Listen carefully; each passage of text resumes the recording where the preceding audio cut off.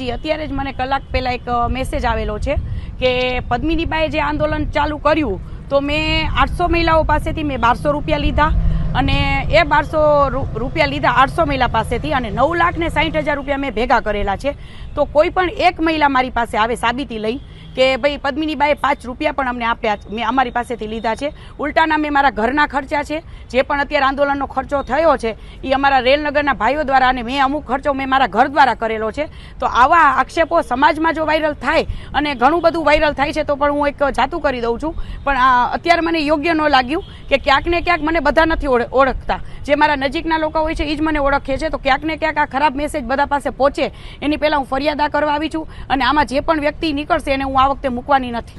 સમાજના રાજકોટ મહિલા સંકલન સમિતિ માંથી આ મેસેજ વાયરલ થયેલો છે.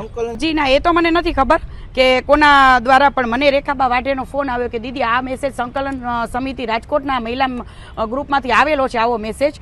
તો મને સાબિત કરીને દેખાડે ને કે ભાઈ મેં કોઈના 5 રૂપિયા પણ મેં લીધા હોય આ આંદોલનમાં, તો ક્યાંક ને ક્યાંક એક શરમજનક વાત કહેવાય કે જે બહેનોએ તમારા માટે લડાઈ કરી અને ક્યાંક ને ક્યાંક પદ્મિનીબા બધાને ખટકે છે કે જે ચહેરો અત્યારે એક હાઈ લેવલ ઉપર છે એને કેમ ને કેમ બદનામ કરીને પાછા પાડવા છે એ લોકો બધાની ટ્રાય છે અમુક તત્વોની.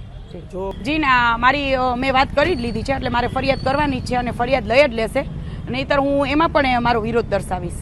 ના, આ વખતે હું એ લોકોને કોઈ રીતે મૂકવાની નથી. અત્યાર સુધી જે 10 વર્ષમાં મેં સેવા આપી છે મેં ને મારી એક્ટિવ મેમ્બરે, આજે મારા મેમ્બરોને પણ ક્યાંક ને ક્યાંક દુઃખ લાગી રહ્યું છે કે અડધી રાતે એ મારા વિશ્વાસે મારા ભેગા આવતા હોય છે અને મારા મેમ્બરો હંમેશા મારી સાથે હોય છે.